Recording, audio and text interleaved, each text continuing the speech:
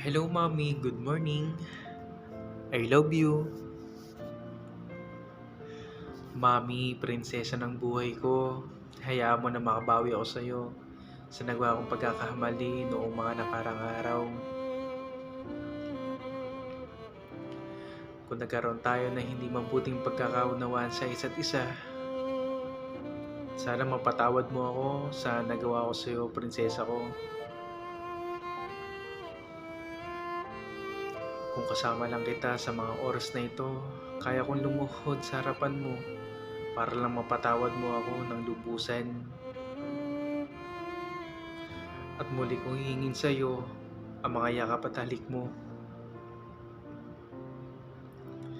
na siyang dadampi sa labi ko na magsasabi na napatawad mo na ako, prinsesa ko. Sasabihin ko sa iyo na habang nakatitig ako sa mata mo na prinsesa ko, sorry, patawad talaga, mahal kita ng totoo at hindi kita kayang mawala sa akin. Sa bawat pagkakamali ko na nagagawa ko sa iyo, palagi ko yun hinihingi ng tawad sa iyo dahil hindi naman ako perpektong tao, mami.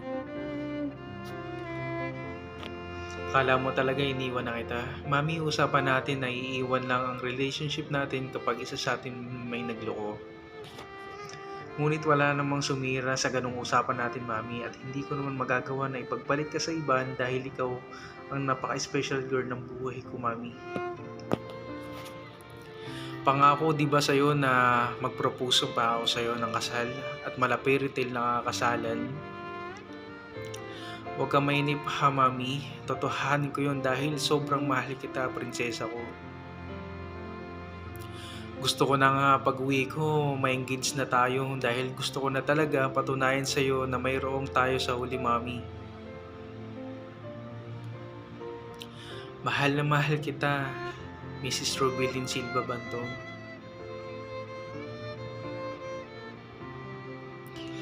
Gusto ko buo tayo nila anak na magkakasama, malayo man or malapit ang Daddy Win.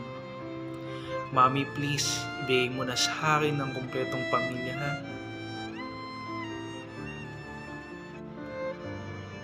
Yung family na walang sisira kahit anong problema ang dumating sa atin except lang sa isa na ayaw natin, mambabae or manlalaki ang bawat isa sa atin.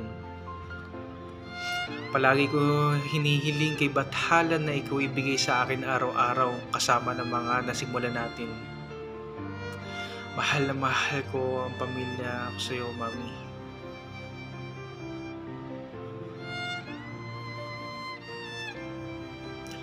Tandaan mo na ikaw at ako lamang panghabang buhay.